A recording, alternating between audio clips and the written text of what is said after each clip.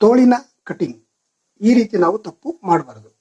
Armhole 16, arm round 12, sleeve round 10.5 ಅಥವಾ 11, 11.5 ಇರಬಹುದು.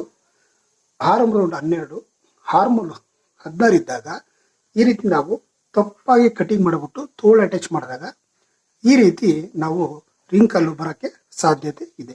ಅದಕ್ಕೋಸ್ಕರ ಈ ರೀತಿ ತೋಳನ್ನ ಕಟಿಂಗ್ ಮಾಡಬಾರ್ದು. ನಾನು ಇವಾಗ ಯಾವ ರೀತಿ ತೋರಿಸ್ತೀನೋ ಆ ರೀತಿ ಕಟಿಂಗ್ ಮಾಡಿ ನೀವು ತೋಳು ಅಟ್ಯಾಚ್ ಮಾಡಿ, ಫಿಟ್ಟಿಂಗು ನೀಟಾಗಿ ಬರುತ್ತೆ, ಶುದ್ಧವಾಗಿ ಕಾಣುತ್ತೆ, ಎರೆಗಳೆಲ್ಲ ಬರೋದಿಲ್ಲ. ಬನ್ನಿ ಈಗ ಸರಿಯಾದ ಮಾರ್ಗದಲ್ಲಿ ನಾವು ತೋಳನ್ನ ಕಟಿಂಗ್ ಮಾಡೋಣ. ಸ್ಲೀವ್ ಲೆಂತು 11, ಅರ್ಧ ಇಂಚು ಮಾರ್ಜಿನು ಈ ರೀತಿ ಮಾರ್ಕಿಂಗ್ ಮಾಡ್ಕೊಳ್ಳೋಣ. ಆರ್ಮ್ ರೌಂಡು ನಮಗೆ ಆರ್ಮ್ ರೌಂಡು 12, ಆರ್ಮ್ ಹೋಲು 16 ಇದೆ. ಈ ಆರ್ಮ್ ಹೋಲ್ 12ಕ್ಕೆ 1 ಇಂಚ್ ಪ್ಲಸ್ ಮಾಡಿಕೊಂಡು 13 ಇಂಚ್ ಮಾಡ್ಕೋಬೇಕು. ಆರ್ಮ್ ಹೋಲ್ 16ಕ್ಕೆ 16.5 ನಾವು ಮಾರ್ಕಿಂಗ್ ಮಾಡ್ಕೋಬೇಕು. ಈ ರೀತಿ ಮಾಡ್ಕೊಳ್ಳೋದ್ರಿಂದ ಆ ಹಾರ್ಮೋಲ್ ಮತ್ತು ಆರ್ಮ್ ರೌಂಡ್ಗೆ ರಿಂಕಲ್ ಬರದಂಗೆ ನೀಟಾಗಿ ಕುತ್ಕೊಳ್ಳುತ್ತೆ. ಈಗ ಆರ್ಮ್ ರೌಂಡ್ ನಾವು 13 ಮಾರ್ಕಿಂಗ್ ಮಾಡೋಣ. ನಮಗೆ ಅಳತೆ ತಗೊಂಡಾಗ 12 ಇಂಚ್ ಇರುತ್ತೆ, ಅದರಿಂದ 1 ಇಂಚ್ ಆ್ಯಡ್ ಮಾಡಬೇಕು.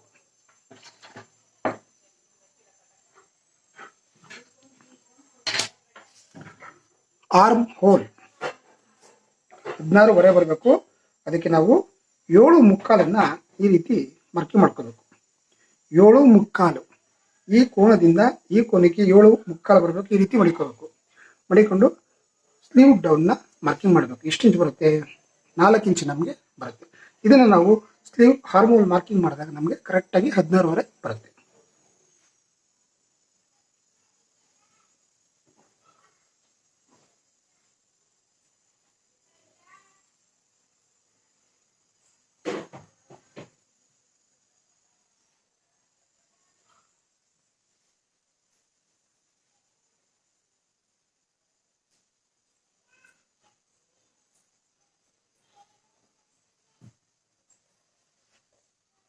ಈ ರೀತಿ ನಾವು ಆರ್ಮೋಲ್ನ ಮಾರ್ಕಿಂಗ್ ಮಾಡ್ಕೋಬೇಕು.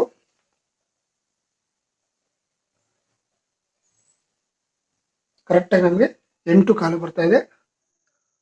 ಆರ್ಮೋಲು 16.5, ಆರ್ಮ್ ರೌಂಡು 13, 12, 16 ಇರುವಂಥ ಅಳತೆಗೆ ಈ ರೀತಿ ಬದಲಾವಣೆ ಮಾಡಿಕೊಂಡು ನಾವು ತೋಳನ್ನ ಮಾರ್ಕಿಂಗು ಈ ರೀತಿ ಮಾಡ್ಕೋಬೇಕು. ತೋಳುದಷ್ಟು ಸ್ಪಷ್ಟವಾಗಿದ್ದರೆ ಹೀಗೆ ಸ್ಟ್ರೈಟಿಂಗ್ ಮಾರ್ಕಿಂಗ್ ಹಾಕಬೇಕು. ಸ್ವಲ್ಪ ಸಣ್ಣಕ್ಕಿದ್ರೆ ತೋಳು ನಾವು ಕ್ರಾಸಾಗಿ ಸ್ವಲ್ಪ ಶೇಪ್ ತಗೋಬೇಕು, ಸಾಕು.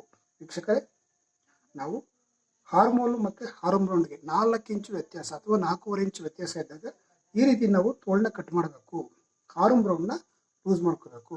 ನಾವು ಅದು ಬಿಟ್ಟು ನಾವು ಈ ರೀತಿಯೆಲ್ಲ ಸರ್ಕಸ್ ಮಾಡಿ ಹಾರ್ಮೋಲ್ನ ಮಾರ್ಕಿಂಗ್ ಮಾಡೋಕ್ಕೆ ಹೋಗಬಾರ್ದು. ನಾನು ಏನು ತೋರಿಸಿದ್ದೀನಿ ಆ ರೀತಿ ನೀವು ಮಾಡಿ, ಅದು ಪರ್ಫೆಕ್ಟಾಗಿ ಬರುತ್ತೆ. ನಿಮ್ಗೆ ಯಾವತ್ತೂ ತಪ್ಪಾಗಲ್ಲ. ವೀಕ್ಷಕರೇ, ಈ ವಿಡಿಯೋ ಬಗ್ಗೆ ನಿಮ್ಮ ಅನಿಸಿಕೆ ಅಭಿಪ್ರಾಯನ ಕಮೆಂಟ್ ಮೂಲಕ ತಿಳಿಸಿ. ಇನ್ನೂ ಉತ್ತಮವಾದ ವಿಡಿಯೋದೊಂದಿಗೆ ನಾನು ಮತ್ತೆ ನಿಮ್ಮನ್ನು ಭೇಟಿ ಆಗ್ತೀನಿ. ನಮಸ್ಕಾರ.